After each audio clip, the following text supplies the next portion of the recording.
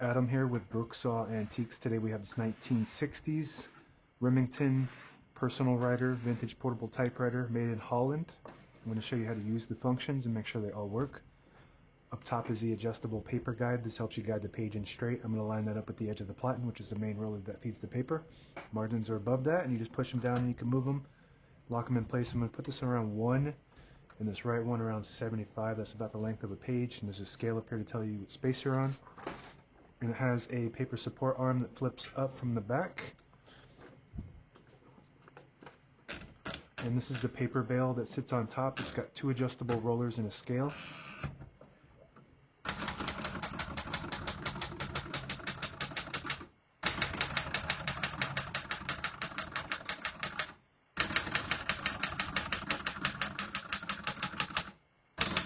Once you hear the bell, you're at the end of the margin. Hit this line space, get you back to the beginning, and skips 1, 2, or 3.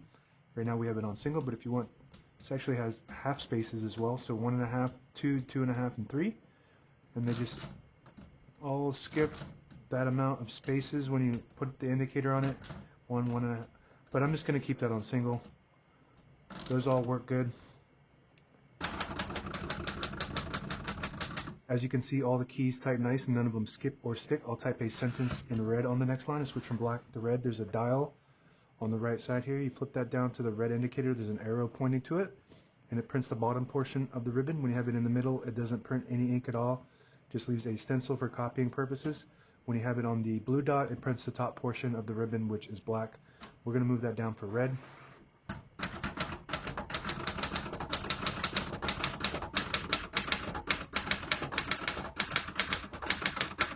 Beautiful. Actually surprised at this machine. It's super nice, excellent condition. It looks almost brand new. The print is perfect, super reliable typewriter. This shell is made out of plastic, but the internal components are all really heavy metal. It feels, Remington made rifles, it feels almost like that feel when you're operating a rifle. It just looks almost brand new. Just basically somebody probably bought this and just used it once or twice and left it in the case for many years and just took it out of the case, and it looks almost brand new. Very nice, well-made typewriter. To pull the page out easy, there's a switch on the right side here. You flip it forward and it unlocks the rollers underneath the platen, allowing you to pull the page out easy or load thicker paper like carbon copy or cardstock. Make sure you flip that back before you load the next page, or else it won't load correctly. So that actually, it's heavy, but I think the purpose of when they moved on to the plastic shells was just to make this a little bit lighter than the metal shells. So it's got that, and it's a little bit sleeker looking than the metal shells will give you, and they got the color, easier to make that color, I guess. We're going to put the color, the ribbon color back to black, and shift on each side, a shift lock on the left. To clear that, just hit the shift button again. Backspace above that, works great. Tab on the right side. We have them set on 10 space intervals. I'm just going to go through and clear each one of those by going to that tab and then pushing this up. There's a dial on the left side here with a C for clear and S for set. We're going to clear all of them first before we set any.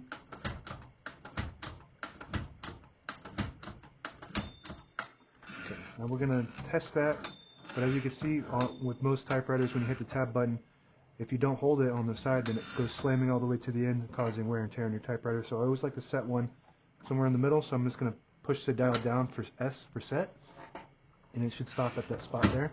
There we go. Works good, and you can set as many tabs as you want on this model. When you get to the end of the margin, there's a mechanism that blocks you from printing. This is the margin release button. It's got an arrow pointing left and right. You push that, and it allows you to go all the way to the end. That works good. Backspace, I think I already did that. I'm not sure. If not, it works good. We're going to pop the top off, just kind of straight up like that. And all the brand new ribbons loaded on the left, so it's pulling clockwise to the right if you want to switch the direction. In the front here, you just flip this little, there's a little mechanism in here. You flip it to the opposite side. In this case, we flipped it to the right side. Now it's pulling counterclockwise to the left, but it automatically flipped back to the right because it has an automatic reverse. It's just going to pull to whatever side has the least amount of ribbon. This is your touch control.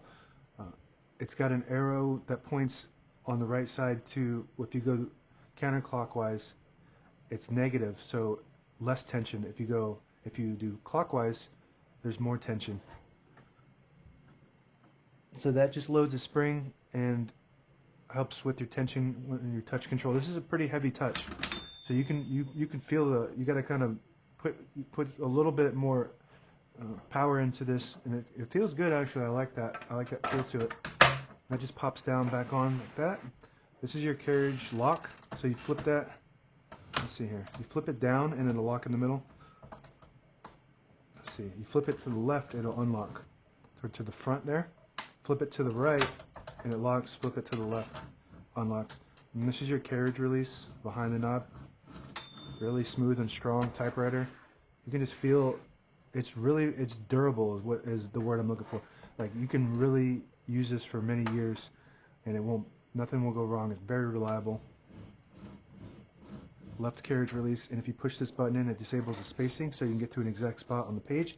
You let it go, you get those clicks. Each one of those clicks is either a half or a quarter space, I'm not sure. And that's it. Now available on eBay or Etsy. Search Brooksaw Antiques.